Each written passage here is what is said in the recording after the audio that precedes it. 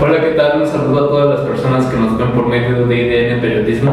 Esta vez nos encontramos con Alejandro Ernesto Vázquez Martínez, doctor por parte de la Escuela Nacional de Antropología e Historia, maestro en Criminología y Política Criminal del INACIPE, especialista e investigador sobre macro y microvictimización sobre el sistema penal y penitenciario, así como investigación sobre la desaparición forzada, el cuerpo, la memoria esencial y los procesos de intersubjetividad.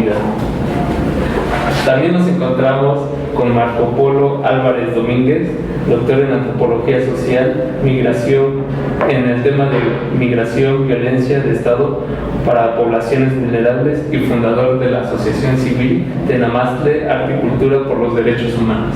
Muchas gracias por su entrevista. Gracias por la invitación. Esta vez hablaremos del problema de las violencias de Estado. ¿Qué podemos entender por violencias de Estado?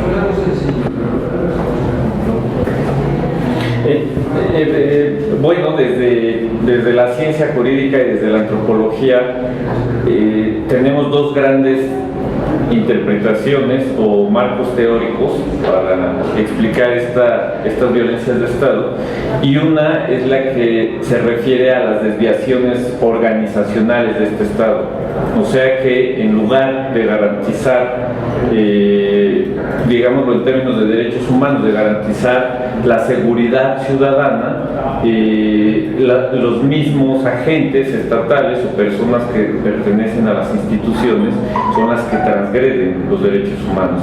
Y por otro lado, tenemos un aparato teórico que nos habla sobre estas violencias de Estado como una forma inherente del propio poder, es decir, el poder por sí mismo no se puede contener y entonces termina violentando a la gente, siempre a través de ciertas estrategias como son el supuesto contrato social en el que existimos, la legitimidad y legalidad del ejercicio de la violencia, que por supuesto en la actualidad, en el México actual, pues no tiene ninguna legitimidad, es un monopolio legítimo de la violencia, precisamente porque el propio Estado ha transgredido sistemáticamente los derechos humanos, incluido el de la vida de millones de seres humanos.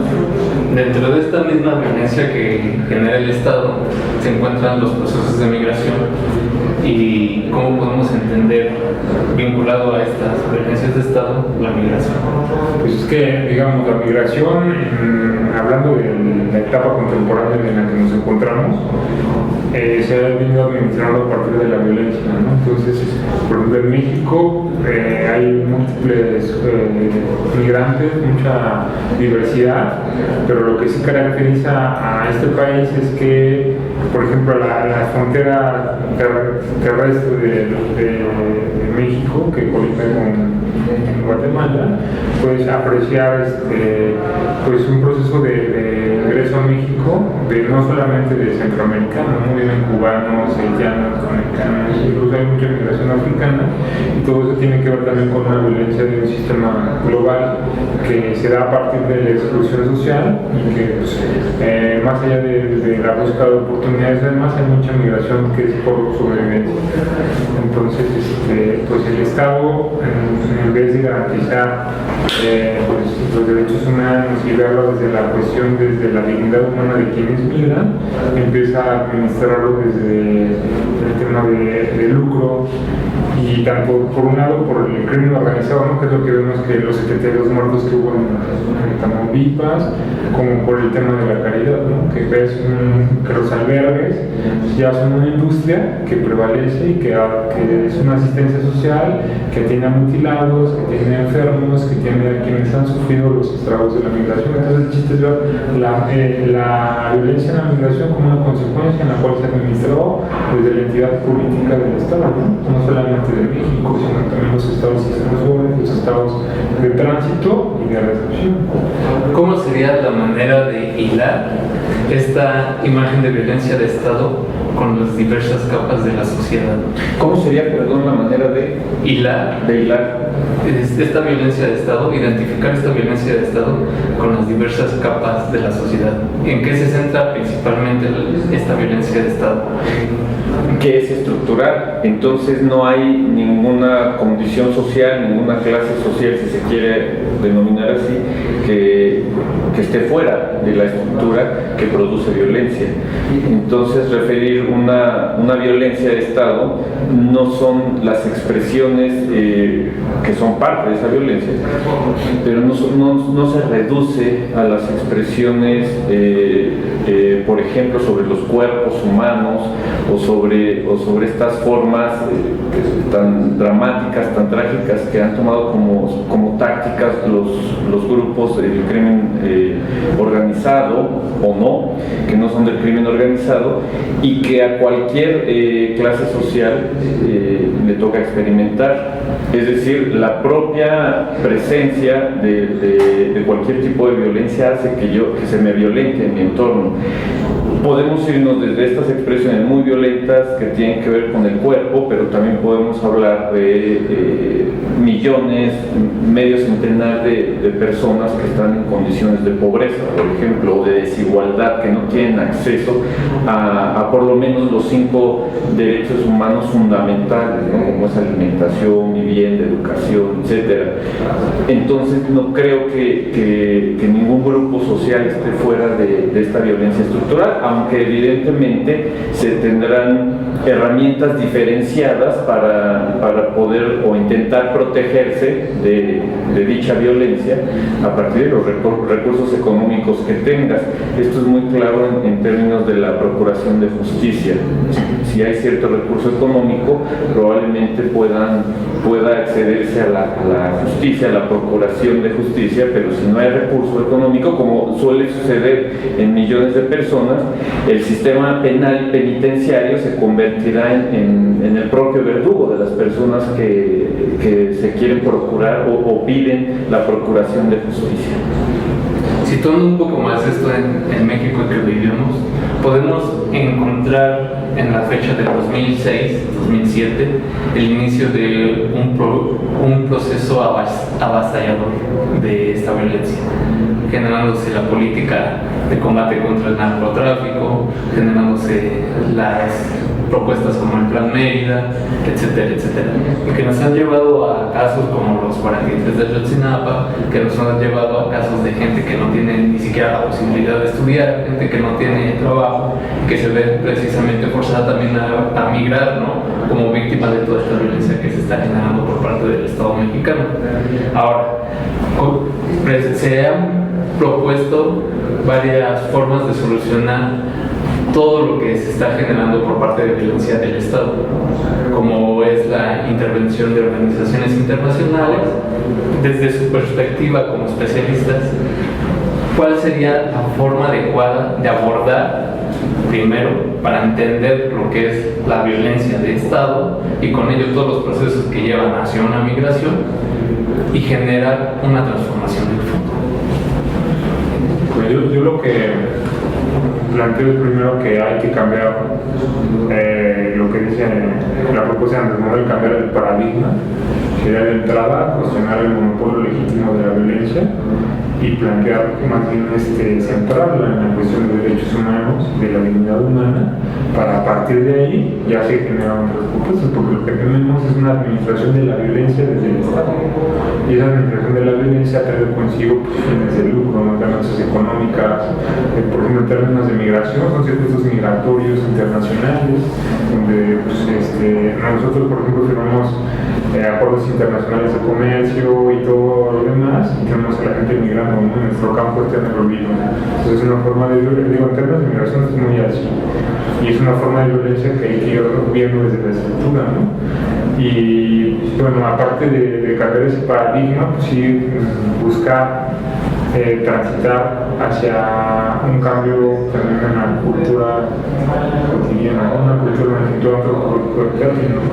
ir transitando hacia pues, dejar atrás esas expresiones de violencia cotidiana y irlas censurando moralmente, ¿no? Porque en términos de migración también se vive esa violencia, que sí no es lo mismo que te mate el crimen organizado que el Estado administra, a que te discriminen y te paguen menos por ser de otra nacionalidad y no tener regulados tu documentación, ¿no? Pero sin embargo esas violencias también matan, ¿no? Porque hay muchas violaciones sexuales, mucha cuestión de asesinatos que se da por esa xenofobia que ha crecido bastante, y entender la diferencia no en términos de desigualdad, sino en términos de una sociedad diversa, incluyente y que reconozca los derechos. El Estado mexicano, quien sea que lo presida, no tiene otra opción que seguir el ordenamiento del derecho internacional. La clave aquí es por qué no se está siguiendo, porque si está, ya sería, no es novedosa la presencia de organismos internacionales como Amnistía Internacional o la propia Organización de las Naciones Unidas o Open Society. Están presentes, redactan informes, hacen investigaciones, sin embargo, y los estados o las instituciones a quien les corresponde responder las aceptan y dicen que trabajarán sobre dichas observaciones que tienen que ver con violaciones graves a derechos humanos. La cuestión es que no se termina haciendo. En el papel se dice que sí, somos signantes de todos los tratados, de la mayoría de los tratados, cartas internacionales, convenciones internacionales, pero no se llevan a la práctica. Ese es el problema. ¿Cuál no hay soluciones sencillas? Es muy complejo. ¿Cuál me parece hipotéticamente que es un camino que ya tiene cierta parte avanzada? Es lo que mencionas, la participación ciudadana. La participación ciudadana, además, desde hace décadas está reglamentada. Y en ese sentido, la participación ciudadana, con el establecimiento de mecanismos que se vinculan con el modelo de justicia transicional, como la creación de comisiones de la verdad, pueden ser mecanismos que no tenemos todavía probados como debiera ser, para que la gente víctima de estas violaciones de derechos humanos, de violaciones graves de derechos humanos, comience a construir su propia justicia a través de estas instituciones que se supone deben representarla. Entonces no tenemos todavía respuesta. Hemos tenido comisiones de la verdad, hemos tenido comisiones históricas de la verdad. Durante el foxismo hubo una que no funcionó, después hay una también en el caso de Oaxaca con el gobierno represor de Ulises Ruiz, pero no terminan funcionando. Insisto, los mecanismos están dispuestos, hay experiencia internacional, hay presencia internacional, por fortuna. El caso de Ayotzinapa es muy significativo con esta participación internacional, pero en la propuesta que tiene el gabinete y el virtual presidente electo Andrés Manuel López Obrador, habría que estructurarlo de manera muy cuidadosa, esta participación de las víctimas, de qué tipo de violencia, qué fenomenología existe en cada una de sus violaciones, y entonces también saber cuáles son los mecanismos que podría resolver las comisiones de la verdad, y entonces solo entonces tratar de acceder a la procuración de justicia. Primero se necesita saber qué pasó, la verdad jurídica de lo que pasó y la verdad como realidad histórica, y después construir caminos hacia la justicia. Al revés no se puede. Hablando un poco más de este tema, entonces podemos entender que estas políticas por las que se maneja el gobierno, que genera estas violencias de Estado, propiamente no son violencias del Estado mexicano, sino son violencias en general de un gobierno americano, ¿no? de una vinculación económica entre diversos países que no poseen una independencia que les dé una fuerza para poder confrontar ciertos problemas. Bueno, Pues sería como un neocolonialismo lo que plantea. Sin embargo, creo que pues, por mucho que Estados Unidos ejerza una hegemonía y que se maneje circuitos migratorios desde esa posición cómoda, no exime a los demás estados de que también generan violencias y son copartícipes en la producción de esa violencia, ¿no? Porque el tema es ahí siempre plantear que siempre hay alternativas de esto, ¿no? Y el problema es que nos han querido manejar la idea de que eso no se puede hacer. Entonces la transformación de fondo tendría que venir con el empoderamiento de la sociedad civil. Sí, yo insisto que ya está normativizado, todo está normativizado, pero ese es el deber ser, no es lo que sucede, la realidad, y esa es la problemática.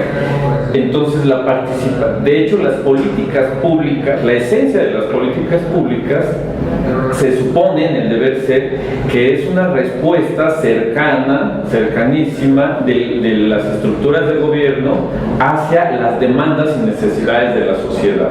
Esto no sucede en la realidad, pero ahora con el fenómeno de violencia sistemática que se desata precisamente con la mal denominada guerra contra el narcotráfico del expresidente Felipe Calderón, entonces no solo hay una burocracia que no permite esta participación sea real, sino que se trata de reducir a la ciudadanía a la estructura de guerra, a la estructura de aquel es el malo y este es el bueno. ¿Y qué tenemos? La estigmatización de grandes grupos de la sociedad, la criminalización, por ejemplo, de campesinos que están en el circuito del crimen organizado realizando alguna actividad como la siembra, por ejemplo, y cosecha de amapola, no sé, por mencionar algún ejemplo, pero que la participación ciudadana en este momento es una perspectiva que se abre y que habremos de medir nuestras cualidades, nuestras potestades,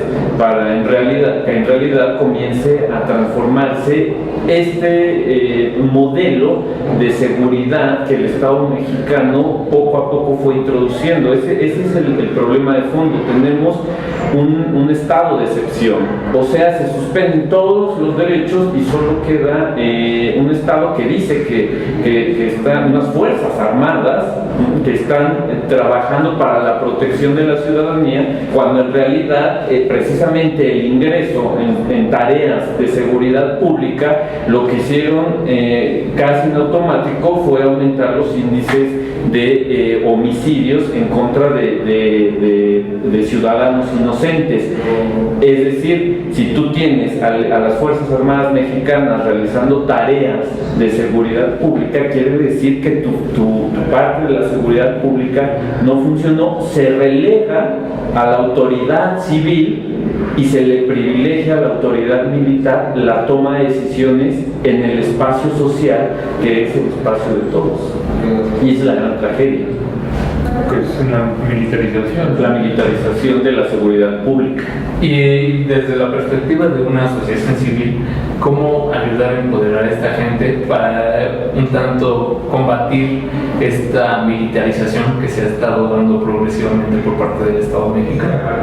Pues para empezar, las asociaciones civiles tenemos un problema en este país, que es el tema de los financiamientos, ¿no? Porque el Estado finalmente también quiere administrar a las asociaciones civiles, entonces te aprueban unos proyectos según sus condiciones y sus necesidades, ¿no? Sin embargo, pues sí se puede transitar hacia algo porque hay estrategias que te permiten generar acuerdos con otras organizaciones, tanto gubernamentales como con intelectuales, con figuras que presentan un proyecto alterno ante el orden que estamos describiendo y lo que implica lo que es la participación ciudadana, ¿no? Comentando esto, haciendo entender y haciendo ver la importancia de lo que es la participación ciudadana, y no solamente, por ejemplo, para el término de la elección presidencial, porque no se reduce a cambiar un presidente, sino es transformar una realidad y en el cual tiene que haber una sociedad civil activa, que no solo sean asociaciones civiles, sino personas, ciudadanos que ejerzan una ciudadanía, que ejerzan un derecho y que estén conscientes y vigilantes de lo que están haciendo quienes están en poder, desde el presidente hasta las comisiones de las cámaras de esté muy consciente, muy clara, y que haya como esa cuestión de que cuando alguno no esté en sintonía, pues se llame la atención de que existen esos mecanismos de incidencia social ciudadana. Entonces, ya teniendo todo este bagaje respecto a lo que es la violencia de Estado y los problemas que conlleva esto, que son la migración, ¿cómo podríamos tener la idea de combatirlo, de enfrentarlo, y cuál sería su balance respecto a toda esta problemática? Pues yo pienso que una solución así mágica o una receta de cocina no la hay. Yo lo que sí considero que se puede plantear es atacar el problema, y es muy importante de la participación activa de la sociedad, un ejercicio pleno de ciudadanía, y cuestionar las decisiones y generar una cohesión social en términos de que la sociedad sus diferencias las entiende en términos de inclusión y no en términos de exclusión, y transitar hacia esa parte, ¿no? Y es muy importante el trabajo activo de la sociedad civil, de las organizaciones,